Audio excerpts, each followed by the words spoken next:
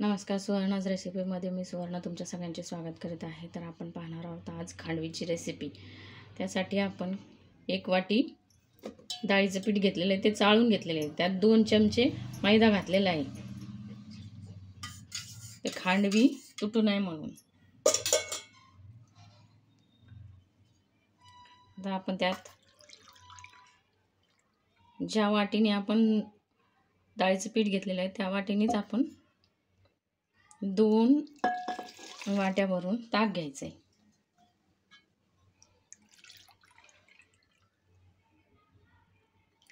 ताक कमी असेल तर 1 वाटी ताक आणि 1 वाटी पाणी पण घेऊ शकतो.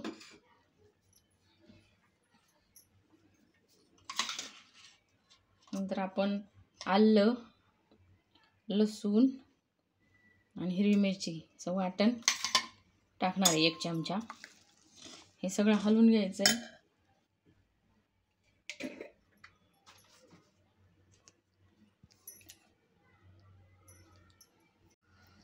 आणि चवीपुरतं मीठ टाकून घ्यायचं आहे. अशा प्रकारे आपण हे सगळं डाळीचं पीठ एकत्र करून घेतलेलं आहे ताकामध्ये. अशी चाळण घ्यायची आहे आणि कढईमध्ये तेल लावून घ्यायचं आहे, थंड कढईला, आणि हे गाळून घ्यायचं आहे सगळं. अशा प्रकारे आपण हे सगळं गाळून घेतलेलं आहे. त्यातलं जे मिरची लसूण होतं ते असं निघून आलं. त्यात एक सुद्धा गाठ राहिली नाही पाहिजे. असं प्लेन आणि स्मूथ झालं पाहिजे. आता हे गॅसवर ठेवून आटवून घ्यायचे, शिजवून घ्यायचे. अशा प्रकारे याच्यात थोडी चिमूटभर हळद टाकून हे सगळं हलवत राहायचं आहे. सतत याला हलवायचं, याच्यात गाठी नाही झाल्या पाहिजे. आणि मध्यम आचेवर हे शिजवून घ्यायचं आहे. अशा प्रकारे आपण 5-10 मिनटं हे झाकण ठेवून उकडून घेतलेलं आहे, चांगलं शिजवून घेतलेलं आहे. आता हे काढून कागदाला असं स्वच्छ करून तेल लावून घ्यायचं आहे आणि याच्यावर असं हे पीठ पसरून घ्यायचं आहे, शिजवलेलं पीठ.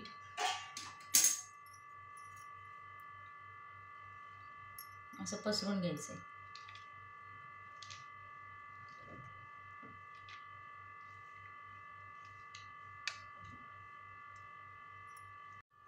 अशा प्रकारे आपण हे सगळं पीठ पसरून घेतलेलं आहे. ते 10 मिनिटात सेट होईल. नंतर त्याचे काप करून घ्यायचे. असे सरळ सरळ काप करून घ्यायचे. त्याचे सगळे काप करून घ्यायचे आणि असे आडवे काप करून घ्यायचे.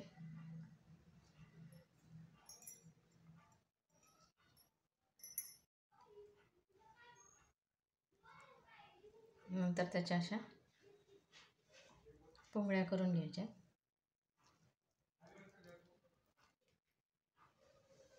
अशा प्रकारे आपली खांडवी तयार झालेली आहे. याचे आपण छोटे पण काप करू शकतो. याचे 2 काप सुद्धा आपण करू शकतो.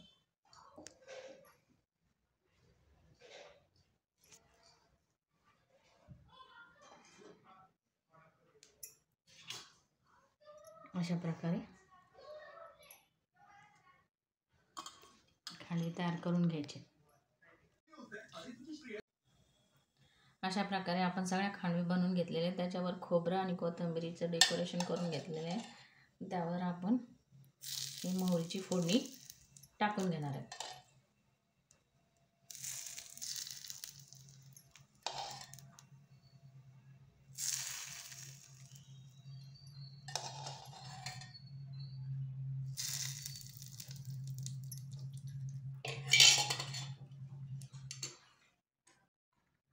तुम्ही पण ही रेसिपी घरी ट्राय करा आणि कमेंटमध्ये नक्की सांगा तुम्हाला ही रेसिपी कशी वाटली ते.